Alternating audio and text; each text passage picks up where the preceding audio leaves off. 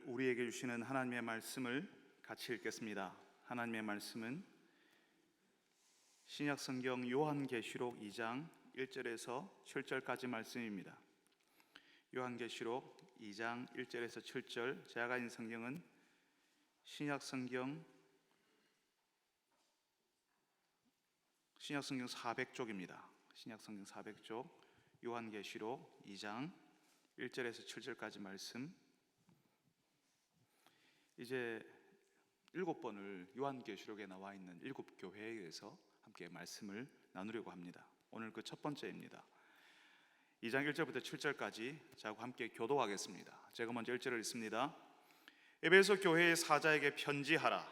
오른손에 있는 7뼈를 붙잡고 7 금촛대 사이를 거니시는 이가 이르시되, 내가 내 행위와 수고와 내 인내를 알고 또 악한 자들을 용납하지 아니한 것과 자칭 사도라 하되 아닌 자들을 시험하여 그의 거짓된 것을 네가 드러낸 것과 또 네가 참고 내 이름을 위하여 견디고 게으르지 아니한 것을 아노라.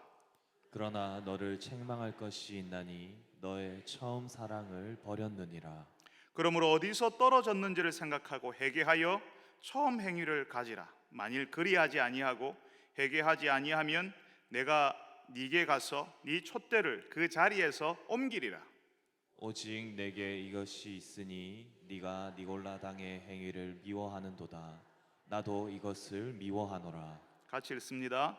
귀 있는 자는 성령이 교회들에게 하시는 말씀을 들을지어다. 이기는 그에게는 내가 하나님의 낙원에 있는 생명나무의 열매를 주어 먹게 하리라. 아멘. 사랑하는 주님, 이제 저희들이 주의 말씀을 들으려 합니다. 겸손히 저희들이 주 앞에 있게 하여 주옵소서. 우리의 귀를 열어서 주의 말씀을 듣게 하시고 우리의 마음을 밝혀주셔서 주께서 우리에게 뭐라 하시는지 알 수 있게 하여 주옵소서. 주의 이 말씀 앞에서 우리가 누구인지를, 그리고 우리가 어떻게 해야 하는지를 보고 아는 시간 되게 하여 주옵소서. 예수님의 이름으로 기도합니다. 아멘. 가끔씩 저희 아내가 저에게 뭘 물어볼 때가 있어요. 아내가 몰라서 뭘 물을 때마다 제가 참 곤란해집니다. 왜냐하면 내가 모르는 것만 물어보거든요. 어떻게 제가 모르는 것만 물어볼 수가 있죠? 그런데 그런 곤란한 질문 가운데 가장 곤혹스러운 질문이 있었습니다. 아내가 저에게 뭐라고 했냐면요, 내가 첫사랑이었냐고 묻더라고요. 아내가 이런 질문을 할 때는 바로 대답을 하면 안 됩니다. 생각을 많이 해야 돼요. 도대체 어떤 의도로 이런 질문을 했을까? 무슨 대답을 원할까? 분명히 제가 이렇게까지 사랑한 사람은 아내가 처음이죠. 그래서 제가 당신이 내 첫사랑이라고 했습니다. 아내가 안 믿어요. 우리 시대의 아내들이 남편을 너무 믿지 않습니다. 아내는 남편인 제가 처음처럼 아내를 대하지 않는다고 생각해서 혹시라도 다른 사람에게 마음을 준 과거 있는 사람일까봐 저에게 내가 첫사랑이냐고 물었을 거예요. 제가 아내를 대하는 태도나 방식이 처음 결혼할 때만큼 아닌 것 같았어요. 다른 말로 하면 당신 변한 것 같은데, 사랑이 식은 것 같은데, 이런 의미라는 거죠. 오늘 우리가 읽은 말씀에서 예수님이 에베소 교회에 그 말씀을 하십니다. 너를 책망할 것이 있으니 너의 처음 사랑을 버렸느니라. 1절 말씀에 예수님을 소개하면서 뭐라고 하냐면요, 예수님을 오른손에 7뼈를 붙잡고 7 금촛대 사이를 거니시는 이라고 합니다. 예수님이 손에 7뼈를 붙잡고 있고 7 금촛대 사이를 다니고 계시는데요, 그럼 여러분 7별, 7 금촛대가 도대체 뭘 이야기하는 건데요? 오늘 우리가 읽지 않았지만 1장 마지막 절, 1장 20절에 우리는 2장 1절부터 읽었잖아요. 1장 20절, 그러니까 바로 앞에 7별, 7 금촛대가 뭔지를 알려주시는데요, 1장 20절에 7별은 7 교회의 사자요, 7 촛대는 일곱 교회니라. 그러니까 일곱 교회의 사자들이 예수님의 손 안에 있고 일곱 교회를 예수님이 다니신다는 겁니다. 교회들을 다니시니까, 그러니까 예수님이 다 그 교회에 대해서 아신다는 거죠. 이 교회 형편이 어떤지, 저 교회 형편이 어떤지 예수님이 다 다니시니까 아신다는 겁니다. 예수님이 교회들을 다녀보니까 이 에베소 교회의 상태는 어떻다고요? 처음 사랑을 버렸다고요. 그래서 오늘 말씀 1절에 예수님이 그러십니다. 에베소 교회의 사자에게 편지해라. 에베소 교회의 사자에게 알려줘라. 이 에베소 교회가 처음 사랑을 버렸다고 말해줘라. 예수님이 누구에게 편지하라 한다고요? 에베소 교회의 사자에게. 요즘은 잘 듣지 못하는데요, 제가 어릴 때 예배를 드릴 때면 장로님이나 목사님께서 대표기도를 하실 때 그런 기도를 하셨어요. 하나님이 보내신 사자 목사님을 통해 말씀의 은혜를 받게 해주옵소서, 이렇게 기도하셨어요. 그때 저는 왜 목사님을 사자라고 하지? 이런 의문이 들었습니다. 저는 그때 동물 중에 사자가 생각이 났거든요. 그래서 왜 목사님들은 사자라고 하는지를 몰랐어요. 영국 역사에 보면 리차드 왕을 사자왕 리처드라고 불렀거든요. 그것처럼 부흥에 인도하시는 목사님이라서 사자처럼 뭔가 소리를 막 질러가면서 말씀하시는 분이니까 특별하게 사자 목사님이라 하는가 보다, 그런 생각을 했습니다. 나중에 알았는데요, 이 사자란 말이 사신 왕의 말을 대신 전하는 사람, 일종의 심부름꾼이라는 말이었습니다. 하나님의 말씀을 전하는 목회자를 가리키는 말이었던 거예요. 그러니까 예수님께서 누구에게 말씀하시냐 하면요, 그 사자에게 말씀하시는 거예요. 에베소 교회의 사자에게 편지하라. 그 교회 목회자에게 예수님께서 말씀하시는 겁니다. 그런데 종종 우리가 어떤 생각을 하냐면 예수님이 직접 나에게 좀 말씀해 주시기를 바라는 거죠. 꿈이나 환상으로, 예언이든 뭐든 어떻든지 간에 예수님이 좀 직접 나타나셔서 나에게 말씀하시는 것을 내가 듣고 싶어 합니다. 분명히 예수님께서 당신의 백성들에게 말씀하시는 분이시지만 우리가 기억해야 될 게 있어요. 우리에게 찾아와 주시고 낮아지신 그분이 우리의 왕이십니다. 우리를 다스리는 분이세요. 왕이 자신의 명령을 누구를 통해서 전하지요? 왕의 사자, 왕의 대리인에게 그 말씀을 전하는 겁니다. 왕의 어명이요 하면요, 그 왕의 명령, 그 말씀을 받는 사람은 왕의 사자 앞에서 무릎을 꿇고 왕의 교지를 받는 거죠. 마치 왕 앞에 있는 것처럼 그렇게 하는 겁니다. 목회자가 연약한 그릇일 뿐이지만, 여러 사람들과 똑같은 인생이지만 하나님께서 그 목회자의 인생에 하나님의 말씀을 담으셔서 전하시니까 그 말씀 앞에 고개를 숙이고 또 그 말씀을 듣는 거죠. 그런데 자꾸 우리는 내가 직접 들어야겠다고 하는 거예요. 그게 잘 안 되니까 직접 듣는다고 하는 사람들을 찾아다녀요. 나중에 어디까지 가요? 점쟁이에 가서 찾아가서 물어봅니다.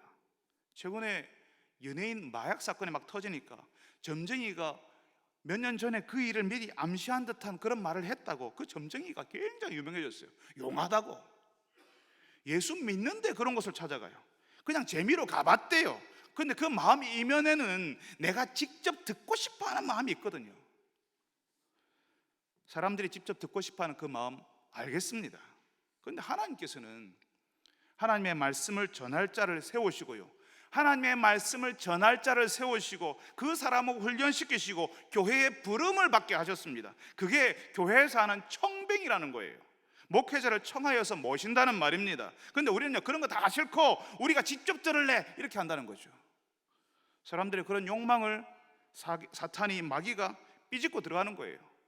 그래서 시대마다 하나님께로부터 직접 들었다, 직통계시, 내가 하나님께로부터 직접 들었다는 사람들이 계속 나옵니다. 거기에 수많은 사람들이 넘어갑니다. 신천지 이단들이 이 요한계시록을 자기들만 풀 수 있고 자기들이 직접 들었다고 하잖아요. 그래서 우리 성경에서요 계속 강조하는 것이, 우리가 얼마 전에 읽었던 디모데전서에서도 계속 강조하는 것이, 교회에서 하나님의 말씀을 직접 들었다고 하는 그런 거짓 선지자, 거짓 사도들을 구별해내라, 조심해라, 거기에 따르지 말아라, 이렇게 말씀하시는 겁니다. 오늘 말씀 1절에 예수님이 오른손에 7배를 붙잡고 일곱 금촛대 사이를 다니신다고 하지 않습니까? 그 일곱 별이 일곱 교회의 사자, 예수님의 심부름꾼 목회자라고 말씀드렸습니다. 예수님께서 당신의 종들을, 목회자들을 붙들고 계신다는 말이에요. 거짓 선지자, 거짓 사도들이야 사람들을 자기 마음대로 부리기 원하니까 예수님의 말씀인 것처럼 꾸며내겠지만, 예수님의 손에 붙들린 목회자들은 예수님이 주시는 말씀을 하는 겁니다. 예수님이 주시는 말씀을 전하는 거예요. 그러니까 목회자가 예수님의 손에 붙들려 있지 않으면요, 예수님의 마음이 담긴 말씀을 전하지 못하는 겁니다. 예수님이 무엇을 보고 계시는지, 무엇을 안타까워하시는지, 우리가 어떻게 하기를 원하시는지 그 목회자가 예수님의 손에 붙들려 있어야 알 수 있는 거거든요. 예수님은 일곱 금촛대, 그러니까 교회들을 다니시는 분이시니까 교회가 교회다울 때 기뻐하시고 그 교회가 퇴락할 때에 슬퍼하시는 겁니다. 그래서 그 기쁨을 당신의 종에게 말씀하시고 그 슬픔을 말하라고 하시는 거죠. 예수님의 손에 붙잡힌 종이니까 예수님은 그 사람에게 말씀하시고, 예수님께 붙들린 그 종, 그 목회자는 예수님의 마음을 아니까 예수님의 마음을 충성스럽게 전하는 겁니다. 여러분, 우리 교회 목회자들이 예수님의 손에 붙잡힌 목회자들이 되게 해달라고 기도해 주십시오. 예수님이 당신의 종들에게 말씀하시는데 그 말씀을 듣는 종들이 대현교회의 목사들 되게 해달라고 기도해 주십시오. 그 손에 일곱 별을 붙잡으시고 일곱 금촛대 사이를 다니시는 예수님이 우리 목회자들을 붙드시고 우리 교회를 살펴달라고 기도하는 여러분들이 다 되시기를 바랍니다. 여러분, 금촛대 사이를 다니시는 예수님이 보실 때 이 에베소 교회는요, 잘하는 게 정말 많았어요. 오늘 말씀 2절에 보니까 내가 네 행위와 수고와 네 인내를 알고 또 악한 자들을 용납하지 아니한 것과 자칭 사도라 하되 아닌 자들을 시험하여서 그의 거짓된 것을 네가 드러낸 것과 또 네가 참고 내 이름 위하여 견디고 게으르지 아니한 것을 내가 안다, 이렇게 말씀하십니다. 조금 전에 말씀드린 것처럼 예수님의 손에 붙들리지 않은 거짓 선지자, 거짓 교사들이 교회로 막 들어오는데 내가 들었다, 하나님이 이렇게 말씀하시더라, 이렇게 했다는 거죠. 그걸 이 에베소 교회가 구별해서 이 사람들이 거짓이라는 것을 잘 찾아냈다는 겁니다. 그리고 또 이 시대가요, 요한계시록의 이 시대가 황제를 숭배하고 예수 신앙을 박해하던 시대였습니다. 그러니까 예수 믿는 것이 얼마나 불편하고 힘들었겠습니까? 이 시대가 마치 지금 북한 상황하고 비슷해요. 여러분, 북한의 교회를 한번 생각해 보세요. 거기서 신앙생활 제대로 할 수 있겠습니까? 번듯하게 십자가 앞으로 또 해놓고 무슨 교회 명패 달고, 불가능합니다. 신앙을 숨기고 살아야 돼요. 예수 믿는 것이 드러나면요, 바로 거주지를 이동하고 강제 노역에 시달리게 될 겁니다. 심하면 감옥에 가고요, 더 심하면 처형이에요. 요한계시록에 기록되던 시대가 바로 그런 시대였습니다. 아마 성지순례를 터키로 가보신 분들은 가파도키아에 있는 지하 도시에 아마 가보셨을 텐데요, 로마 황제의 박해를 피해서 예수 믿는 성도들이 땅 밑으로 들어간 거예요. 밑으로. 로마 군인들이 찾아오려고 하면 돌문으로요, 그 입구를 막아버렸어요. 밑으로 들어오지 못하게. 그 지하 도시의 인구가 2만에서 3만에 살았다고 추정을 합니다. 땅 밑으로 도시를 만들어서 살았던 거죠. 지하에 들어가 사는데 로마 제국에서 제대로 된 직업을 가질 수 있었겠습니까? 고위 공무원이 될 기회를 가질 수 있었겠습니까? 지상에서의 삶을 포기하고 땅 밑으로 들어가서 신앙을 지키며 사는 거죠. 박해가 지나가기를 기다리는 겁니다. 예수님이 말씀하시는 대로 이 에베소 교회 성도들은요, 예수 이름을 위해서 참고 견디고 게으르지 않은 사람들이었어요. 대단한 사람들이었습니다. 그렇게 대단한 사람들인데 예수님께서 뭐라고 하시냐면 내가 너희에게 책망할 것이 있다, 이렇게 말씀하십니다. 이 사람들에게 책망할 게 뭐가 있다고? 책망할 것이 있다고 얘기합니다. 대단한 사람들에게 뭐를 책망해요? 그러나 너를 책망할 것이 있으니 너의 처음 사랑을 버렸느니라. 아니, 예수님 너무하지 않습니까? 예수 신앙 포기하지 않고 어떻게든 예수 믿으려고 하는데 칭찬을 못 해줄 망정 책망이 뭡니까? 책망이 예수 믿는 사람으로 사는 것만으로도 너무 버거운데 사랑하지 않았다고 뭐라 하시는 것은 너무한 거 아닙니까? 나 그러면 교회 안 나옵니다, 신앙 포기합니다, 당장 이렇게 반응할 수 있습니다. 예수님 너무 하시는 거잖아요. 여러분, 이 에베소 교회가요, 교회 안에 들어오는 이단들, 거짓 선지자들, 그런 교사들 잘 가려내고 순수한 신앙을 지키려고 했어요. 박해 시대의 그 어려운 시간들을 잘 견디고 있어요. 그냥 딱 하나 부족한 것이 있는데, 그게 예전처럼 사랑하지 못하는 겁니다. 처음에는 사랑했는데, 처음 사랑이라고 하잖아요. 처음 사랑을 버렸다고 하잖아요. 처음에는 사랑했어요. 처음 사랑했는데 지금 좀 어려워서 그것 좀 못하고 있는데, 그것 가지고 뭐라 하시면 도대체 누가 예수 믿으려고 하겠습니까? 우리는 그렇게 항변할 겁니다. 만약에 제가 사랑방 모임에 신방을 가가지고, 이 사랑방은 다 잘하는데 사랑이 없네요, 처음에 가졌던 그런 사랑들이 여기는 다 식어버렸네요, 이렇게 하면 엄청 기분 나빠서 우리 차라리 모이지 말자, 저런 말 듣고 우리가 뭐하러 모이겠냐, 우리 하지 말자, 이러실 거예요. 칭찬을 듣고 싶지 이런 책망 안 듣고 싶어 하죠. 설령 사랑이 없어도 그렇게 대놓고 사랑이 없다고 하면 누가 좋아하겠습니까? 에이, 차라리 안 하고 말지, 그렇게 먼저 포기해버리겠죠. 그런데 여러분, 교회가요, 무슨 이유로 사라지는지 아세요? 교회가 뭐 때문에 없어지는지 아세요? 이단이 들어와서, 이단이 예전에 그런 자 있죠. 신천이 들어와서 산 넘기기 막 이렇게 해가지고 교회를 완전히 그냥 자기들이 접수해버리는 그런 식으로 해서 교회가 사라집니까? 박해를 하니까, 불의한 정부가 와서 교회를 박해하니까 교회가 사라집니까? 아닙니다. 일부는 그럴 수 있죠. 그렇지만 교회가 처음처럼 사랑하지 않아서 교회가 사라집니다. 사람들은요, 이단이 들어오면 화들짝 놀라고요, 교회를 압박하고 우리 신앙을 반대하는 분위기가, 사회가 막 그런 형성이 되면요, 막 긴장을 합니다. 이거 큰일 났다, 이렇게 해요. 그리고 만약에 우리 안에 이단이 들어와 있다는 정보가 들어오면요, 우리는 교회 전체를 사사치 뒤지기 시작할 겁니다. 누가 그 사람을 이제 찾으려고 할 거예요. 사회 분위기가 교회를 반대하고 우리 신앙을 억압하는 쪽으로 흐르면요, 교회 전체가 모여서 비상시국 기도회, 교회를 살리는 기도회 하면서 교회 전체가 하나님 도와주십시오 하고 그냥 교회 전체가 매달릴 거예요. 그런데 하나님을 향한 열심이 사라지면요, 하나님을 예전처럼 사랑하지 않으면요, 아무도 긴장하지 않습니다. 아무도 예전처럼 하나님을 사랑하지 않는 것 때문에 비상기도회를 열고 이러지 않습니다. 그럴 수 있지, 우리가 다 바쁘잖아, 우리가 바빠서 그렇지, 우리 사는 게 팍팍해서 그렇지, 그렇게 하는 거죠. 여러분, 사는 게 아무리 힘들어도 하나님이 나를 사랑하신다는 사실을 알면 버티거든요. 가정에 어려움이 있고 고통이 있어서 교회에 왔는데, 교회에 와보니까 성도들이 나를 지지해주고 나를 위해서 기도해주고 격려해주고 사랑해주면요, 내가 거기서 견딜 수 있습니다.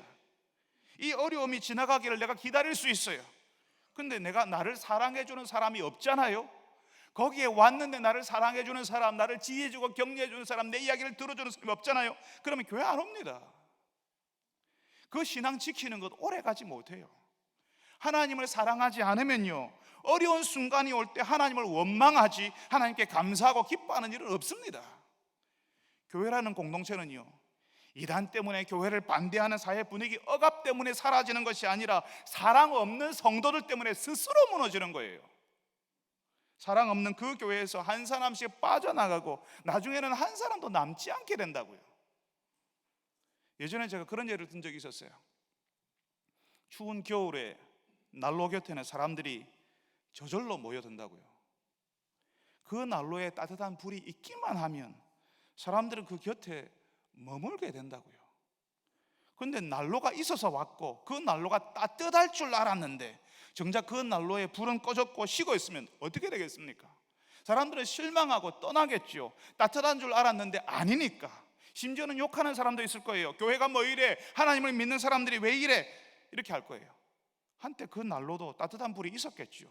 그래서 사람들이 모였겠죠. 모여서 이야기도 하고 그 난로 위에 고구마며 밤이며 같이 놓고 먹는 식탁 공동체를 누렸겠죠. 그런데 그 따뜻함이 사라지면요, 거기에 모였던 사람들이 하나 둘씩 따뜻함을 찾아서 떠나게 되는 겁니다. 여러분, 교회는 이단 때문에 사회 압박이나 불의한 정부가 박해해서 사라지는 거 아닙니다. 사랑 없는 교회가 스스로 무너지는 거예요. 지금 예수님께서는 교회가 무엇인지를 말씀하시는 겁니다. 여러분, 무너지는 교회를 혹시 보신 적이 있습니까? 성도의 신앙이 어떻게 무너지고 있는지 경험해 보셨어요? 하나님을 향한 감격, 기쁨, 사랑, 이게 사라지는 겁니다. 하나도 즐겁지 않아요. 의무만 남아요. 해야 되는데 라고 하는 의무만 남아있어요. 즐겁지 않은데 어쩔 수 없이 하는 거죠. 또 가야 되나, 또 참석해야 되나. 예배드리고 하나님을 알고 성도들과 교제하는 것을 의무로 받아들이게 되면요, 오래 갈 수 없습니다. 이게 감격이고 즐거움이고 누리는 것이라는 사실을 경험하지 못하면 세월이 흐를수록 하나 둘씩 포기하고 사라지는 겁니다. 이단들이 흔들지 않아요. 사회 분위기가 교회를 압박하지도 않는데 누가 신앙생활을 포기한다고요?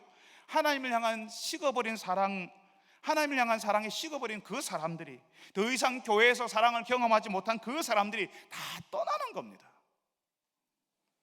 여러분, 자녀들이 교회 공동체에서 가치 있는 기쁨, 하나님을 예배하는 기쁨을 배우려고 하고 누리려고 하는데요, 그걸 누가 막는지 아세요?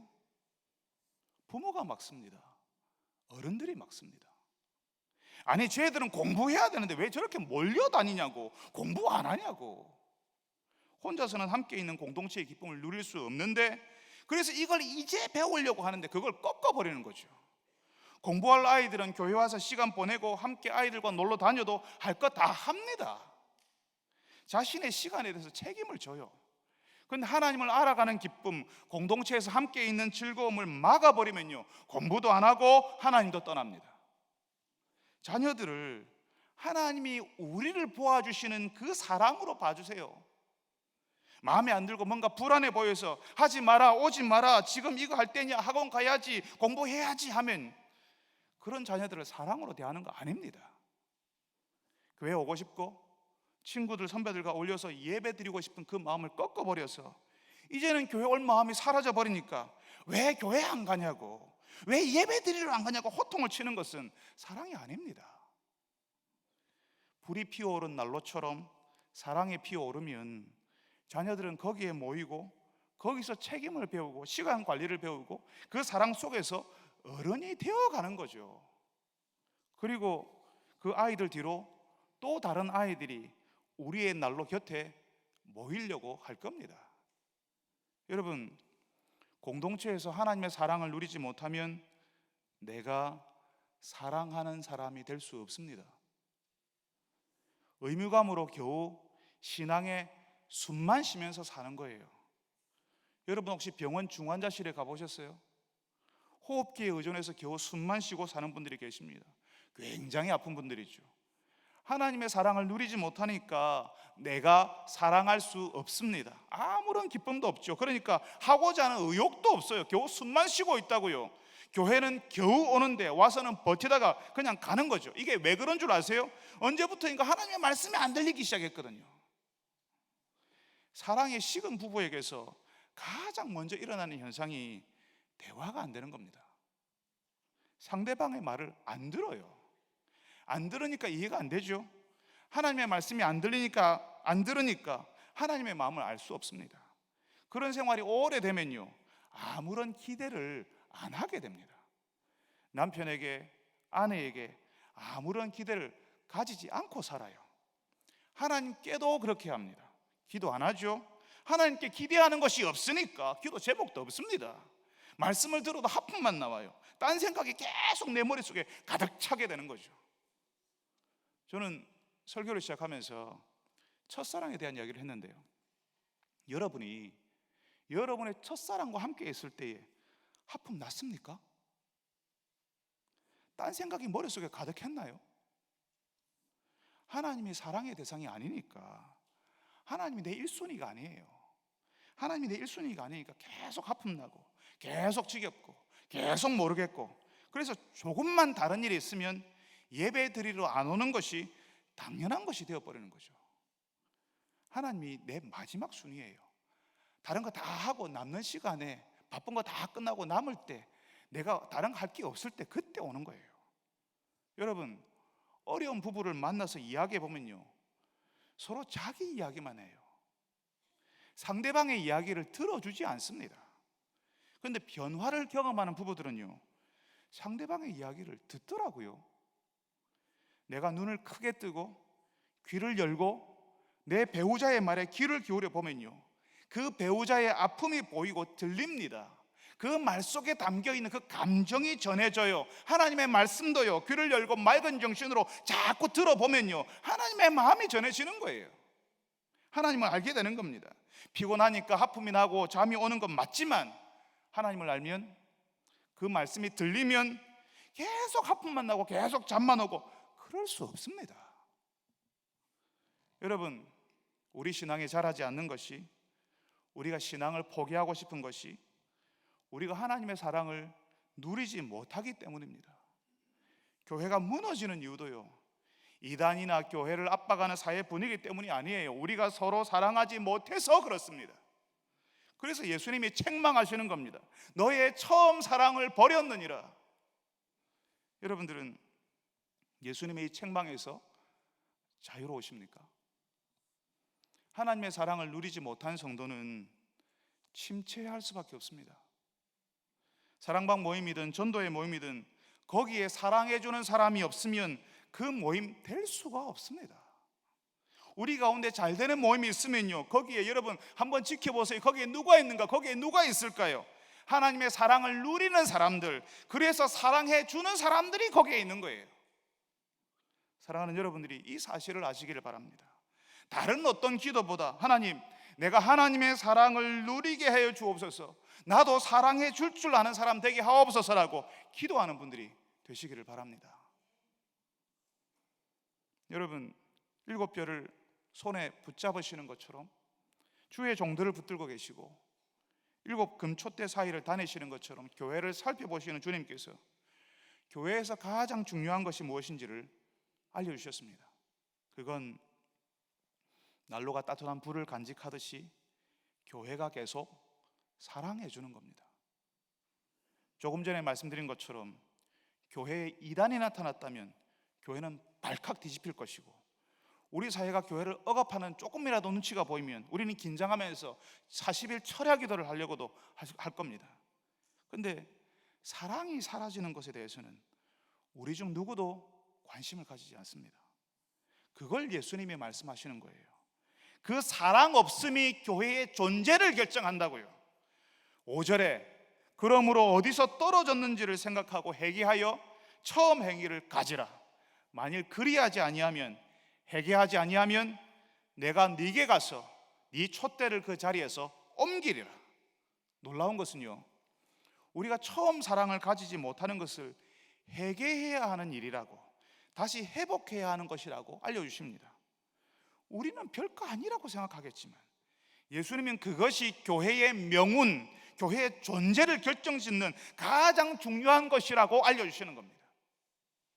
만일 우리가 회개하지 않으면, 그래서 우리가 우리의 처음 사랑을 회복하지 않으면 교회가 어떻게 되겠습니까? 예수님이 말씀하십니다. 내가 너에게 가서 너의 촛대를 그 자리에서 옮기리라. 촛대는 그 촛대에다 초를 꼽고 불을 밝히죠. 교회가 세상에 빛이 되어야 한다는 사실을 이런 은유로 표현하는데요, 그 촛대를 옮기시겠다는 겁니다. 교회 공동체에서 흘러나오고 나타나야 할 것이 사랑이어야 하는데, 그게 아니라면 더 이상 세상에 영향을 주는 공동체가 아니니까 세상과 지역에 빛을 밝히는 촛대로서의 일을 다른 데다가 맡기시겠다는 거예요. 그러니까 우리 교회가 사랑의 빛을 밝히는 그런 공동체가 아니라면 우리 말고 다른 공동체가 그 일 하게 하시겠다는 겁니다. 여러분, 교회 역사에 하나님의 일이 중단된 적은 한 번도 없습니다. 그렇지만 그 교회가 감당했던 일은 유럽에서 미 대륙으로, 그리고 아시아와 아프리카로 옮겨갑니다. 하나님께서 촛대를 옮기고 계시는 거예요. 사랑이 식어진 더 이상 예수 공동체의 일을 감당하지 못하는 교회에서 그 일을 감당하는 교회로 사랑의 빛을 밝히는 일을 옮기고 계시는 겁니다. 촛대를 왜 옮기신다고요? 처음 사랑을 잃어버리고 있으니까. 그게 얼마나 중요한지 모르고 회개하지 않으니까, 회복하려고 하지 않으니까 옮겨버리신다고요. 여러분, 예전에 우리 이번에 중고등부에서도 한번 다녀왔는데요, 광주의 최흥종이라는 목사님이 광주의 성자로 아주 유명했다고 합니다. 그분이 광주의 망치라는 이름으로 유명한 건달이었다고 하는데, 이분이 예수를 믿게 된 가장 결정적인 계기가 그 지역에 들어와 있는 선교사님이 보여준 사랑 때문이었습니다. 선교사님이 가르쳐준 교리 때문일 수도 있지만, 선교사님이 보여줬던 교회의 어떤 서구 세계를 담고 있는 그 문화였을 수도 있지만, 결정적인 것은 그 선교사가 품었던 사랑이었다고요. 어떻게 저런 사랑을 할 수 있을까를 보고 난 다음에 자신의 삶을 깨닫고 예수님께 완전히 들어가기로 결정했다는 겁니다. 결단했다는 겁니다. 여러분, 우리 교회는 지난 61년간 여기 이 지역을 섬기는 교회로 존재했는데 앞으로도 그럴 수 있을까요?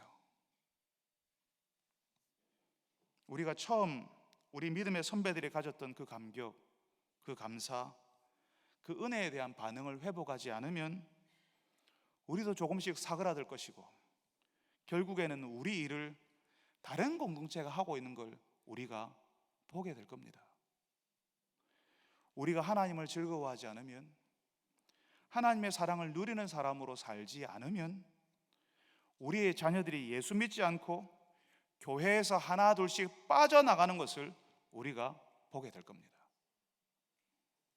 그렇지만 우리가 정말 감사하게도 하나님의 사랑을 누리고 우리가 서로를 아끼고 사랑하면요, 금촛대 사이를 다니시는 예수님께서 우리를 통해 하나님의 사랑을 흘려보내실 겁니다. 저는 이번 주 칼럼에서 내일 선교사님 대접한다고 말씀드렸어요. 그런데 그 대접이요, 우리 교회 성도들이 저에게 해달라고 봉투를 맡겨주셨어요. 우리 교회 70대 80대 어른들이 선교사님 대접하는 거 우리가 하겠습니다 했어요. 제가 얼마나 감사했는지 모릅니다. 우리 교회가 총회 선교부에서 파송한 선교사 504명을 전부 섬기는 교회가 되게 해달라고 같이 기도하자고 했습니다. 어떤 교회도 그런 일 하지 않으니까. 근데 그거는요, 재정이 많아진다는 의미가 아니에요. 그 정도 선교사들을 품어내는 사랑이 있어야 그 일 감당할 수 있는 겁니다. 하나님의 심부름꾼으로 고향 땅을 떠나서 어려운 사람들과 함께 살겠다고 하는 그 사람들을 위로하고 싶은 그 사랑, 하나님께서 그 사람들을 귀히 여기는 줄 알고 나도 같이 귀히 여기겠다고 하는 그 마음이 있어야 되는 거라고요.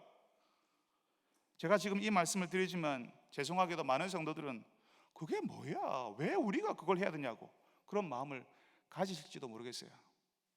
우리가 같은 마음일 수는 없죠. 그렇지만 하나님이 바라보시는 것을 우리가 같이 바라보고 하나님의 마음이 있는 곳에 우리도 같은 마음을 둔다면, 그런 사람들이 우리 공동체에 계속 생겨나고 많아진다면 하나님께서 우리 공동체 계속 사용하실 겁니다. 우리 안에 사람들이 자라게 하시고 새로운 사람들을 붙여주실 겁니다. 새롭게 사랑할 수 있는 사람들이 우리 가운데 일어나게 될 겁니다. 우리가 계속 사랑하고 있으면요. 그리고 그렇게 사랑하는 사람들에게 약속해 주시는 것이 있는데요, 오늘 우리가 읽은 말씀 7절에 이기는 그에게는 내가 하나님 낙원에 있는 생명나무의 열매를 주어 먹게 하리라. 하나님의 낙원에 있는 열매를 누리는 기쁨 주신다 하십니다. 이미 하나님의 사랑을 누리는 사람은요, 삽니다. 하나님의 사랑을 누리는 그 동안에 그 사람 살아나요. 공동체에서 사랑받는 사람들은 어려운 곳에 있어도 힘든 순간을 지나도 버티고 견딥니다. 하나님의 그 사랑이 우리를 살게 하거든요. 얼마 전에 우리 교회 성도 한 분이 암 진단 받았는데 그분의 암 크기가 3기 정도 된다고 들었습니다. 우리는 그 성도를 위해서 기도했고, 그 성도도 암 진단을 받았지만 예배 자리에서 예배드렸고 사랑방 모임에서 말씀을 나누었고 기도하는 자리에 나와서 간절히 기도했습니다. 하나님의 사랑을 누리고 성도들이 부어주는 그 사랑을 경험하는 시간을 가졌는데요, 3기라고 하는 그 암이 1기 크기로 줄어들었다는 이야기를 들었어요. 그 진단을 했던 의사는 그 이유 모르겠지만 그렇지만 저는 알 것 같습니다. 하나님의 사랑을 누리는 사람, 성도들 가운데서 사랑받는 사람은 살아나거든요. 회복이 찾아오거든요. 나중에 우리가 하나님의 낙원에서 생명나무의 열매를 먹는 기쁨 누리겠지만 이미 그 전에 생명이 살아나고 좋아지고 사는 기쁨을 누리게 되거든요. 예전에 한번 말씀드리지 않았습니까? 하나님의 나라는 하나님을 사랑하는 사람들이 함께 있게 되는 나라라고요. 하나님을 기뻐하지 않는데, 여기서 하나님을 사랑하지 않는데 그 사람들이 거기 가서 뭐 할 건데요? 그런 사람들에게 하나님의 나라가 무슨 의미가 있겠냐고요. 지금 여기서 하나님을 사랑하고 하나님의 사랑을 누리는 사람이, 지금 여기서 사람을 품어주고 받아주는 그 사람이 하나님의 나라에서 또 그렇게 산다고요. 여러분, 저는 설교를 시작하면서 아내가 저에게 내가 첫사랑이냐고 물었다고 했습니다. 저의 대답이 이렇게 사랑한 것은 아내가 처음이라고 했어요. 보통 첫사랑은 서툴고 안 되는 사랑이죠. 그런데 그 서툴고 잘못하는 그 사랑이 여물어져서 이렇게까지 사랑해 보는 것은 처음인 그런 사랑을 하고 싶습니다. 예수님이 우리에게 기대하시는 것은 그 서툴고 안 되는 사랑을 세월이 흐를수록 깊어지고 하나님을 알수록 그 더 나은 사랑, 그래서 한 번도 이렇게까지는 사랑해 본 적이 없는 그런 사랑을 하는 사람이 되기를 원하신다 믿습니다. 많은 성도들이, 많은 교회들이 성도들이 많아지고 재정이 커지고 규모가 커지기를 바라는데, 그것도 의미가 있지만 우리가 함께 기도하고 바랄 것은 하나님의 사랑 때문에 이렇게까지 사랑해 본 적이 없는 그런 사랑을 하는 교회, 처음으로 그렇게 사랑해 보는 그런 성도, 그런 교회가 되기를 바랍니다. 비록 이 땅에서의 사랑이 비틀어지고 우리는 사랑했지만 우리가 원하는 일이 일어나지 않았어도 계속 사랑했던 그 사람에게 하나님의 낙원이 준비되어 있고 그 낙원의 열매를 누리게 하시겠다는 약속을 믿고, 그 낙원의 열매마저도 이 땅에서 경험하지 못했던 사랑의 기쁨이랄 거라고 믿고, 쉽지 않지만 사랑하는 그 일을 계속 해내는 성도들이 되시기를 진심으로 축복합니다. 거룩하신 아버지 하나님,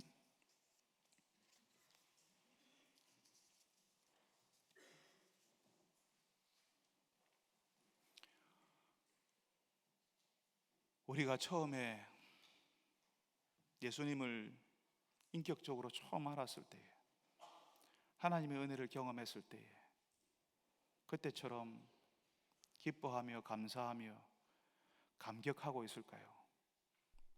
하나님의 그 사랑 때문에 내가 한 번도 해보지 않았던 그런 사랑을 하는 사람이 되고 있을까요?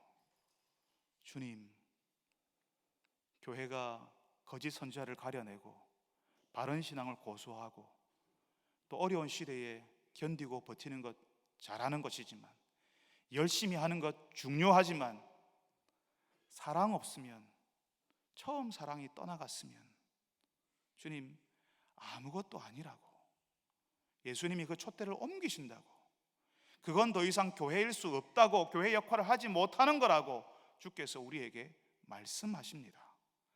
주님, 저희들이 그 예수님의 말씀 들을 수 있게 하여 주옵소서.